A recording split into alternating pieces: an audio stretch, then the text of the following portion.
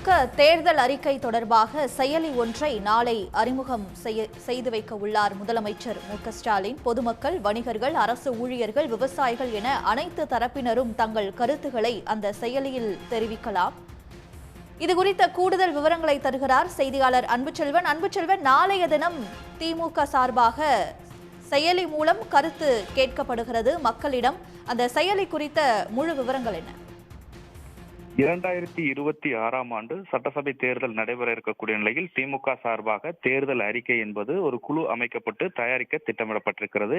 இதற்கான குழு என்பதும் அறிவிக்கப்பட்டிருக்கிறது. இந்த நிலையில் தான் திமுக தேர்தல் அறிக்கை தயாரிப்பு குழுவினுடைய செயலி, வாட்ஸ்அப் எண், சமூக வலைதளங்களை அறிமுகம் செய்து வைக்கிறார் முதலமைச்சர் மு.க.ஸ்டாலின்.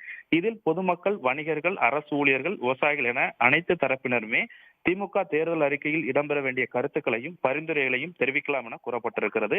குறிப்பாக திமுகவினுடைய 2026ஆம் ஆண்டு தேர்தல் அறிக்கை தயாரிப்பினுடைய குழு கூட்டம் நடைபெற்றிருக்கிறது. அதிலும் குறிப்பாக 3 முனைவர் பட்டம் பெற்றவர்கள், ஒரு பேராசிரியர், ஒரு மருத்துவர், ஒரு ஓய்வு பெற்ற IAS அதிகாரி, ஒரு தொழில் முனைவர் என தேர்ந்தெடுக்கப்பட்டு குழு என்பது உருவாக்கப்பட்டிருக்கிறது.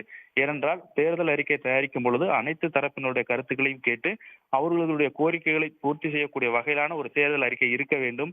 இதற்கு முன்பாக கொடுக்கப்பட்டிருக்கக்கூடிய தேர்தல் அறிக்கையை நிறைவேற்றக்கூடிய வகையிலாக இந்த அரசு செயல்பட்டுக் கொண்டிருக்கிறது என இதற்கு முன்பாக பலமுறை திமுக தலைவரும் முதலமைச்சருமான மு.க.ஸ்டாலின் தெரிவித்திருக்கிறார். அந்த அடிப்படையில் தான் இதுபோன்று பல தரப்பினரும் அந்த துறையில் சிறந்து விளங்கக்கூடியவர் மூலமாக குழு அமைக்கப்பட்டிருக்கிறது. அந்த குழுவின் சார்பாக ஒரு கூட்டம் நடைபெற்றிருக்கக்கூடிய நிலையில் முதலமைச்சர் மு.க.ஸ்டாலினையும் குழுவினர் சந்தித்தார்கள். முதல் கூட்டம் என்பது குறிப்பாக முதல் கூட்டம் துணை பொதுச் செயலாளர், திமுக துணை பொதுச் செயலாளர் கனிமொழி கருணாநிதி தலைமையில் நடைபெற்றது. இதைத் தொடர்ந்துதான் தற்போது பொதுமக்கள் தங்களுடைய கருத்துக்களை தெரிவிக்கக்கூடிய விதமாக செயலி, வாட்ஸ்அப் எண், சமூக வலைதளங்களை முதலமைச்சர் மு.க.ஸ்டாலின் அறிமுகம் செய்ய வைத்து இருக்கிறார். அதில் பொதுமக்கள், வணிகர்கள், அரசு ஊழியர்கள், விவசாயிகள் என அனைத்து தரப்பினரும் திமுக தேர்தல் அறிக்கையில் இடம்பெறக்கூடிய வகையில் கருத்துக்களை தெரிவிக்கலாம் என்றும் தகவல்கள் வெளியாகியிருக்கிறது.